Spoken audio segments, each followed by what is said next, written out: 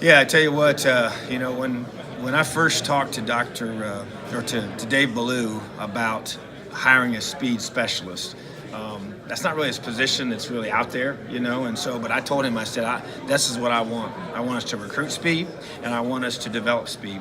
And so he, like I said, earlier today, that he didn't hesitate. Hey, I got a guy that we need to go get.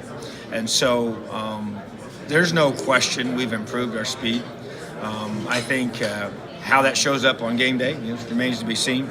But there's no question that from a recording data and comparing, because the GPS system that we use and that's the mechanism for that is a pretty cut and dry way of measuring it, and the thing that's different about the miles per hour than the straight 40 is that the 40 time is so dependent upon your start.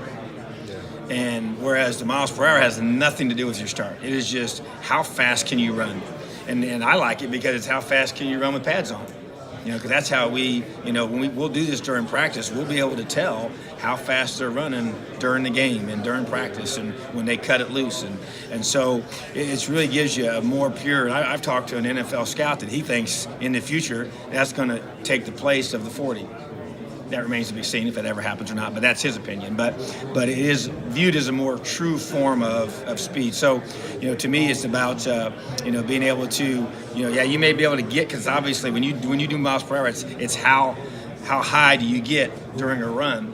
Well, you got to be able to maintain that, too. So that comes into variables of stride length and strength and all those different things, But the bottom line is you get what you emphasize, and we made a huge priority to emphasize recruiting speed and developing speed. And there's no question our players are faster.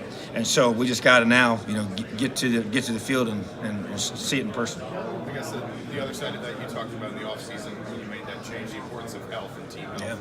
What do you think in the approach for Coach Ballou and Coach Rhea is maybe going to allow guys to be a little bit sturdier? I don't know if that's quite the word, but just hold up a little. Well, we've really emphasized, and I'm not going to give you the scientifics behind it because I don't understand them all, but we've really emphasized the soft tissue development and trying to eliminate those soft tissue injuries and the hamstring injuries and all the things, the tweaks that you get, when you get into fall camp, and you go through and do a study and you find out when those injuries take place, and it often happens when fatigue starts to set in. So to me, there's without question, we've purchased certain types of equipment, and we do several exercises solely for the purpose of strengthening the joint areas, strengthening the soft tissue, part of our bodies, and allowing us to be more durable. Now, injuries are injuries. They happen. It's not going to eliminate them all. I understand that completely.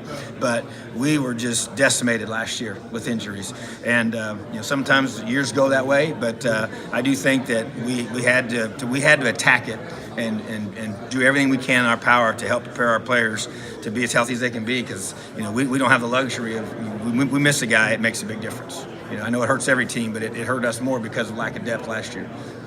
Question about John.